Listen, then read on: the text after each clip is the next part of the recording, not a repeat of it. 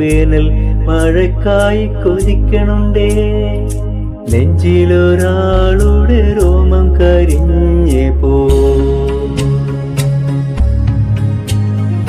നെഞ്ചിലൊരാളുടെ രോമം കരിഞ്ഞതും പൊള്ളലുമേറ്റെന്നും കേൾക്കണുണ്ടേ.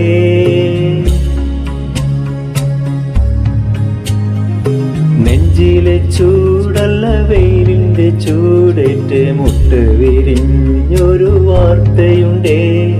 ദാണ്ടേ മൺതരി കാൽച്ചുവട്ടിൽ നിന്നും കണ്ടില്ലേ ഒഴുകണത്.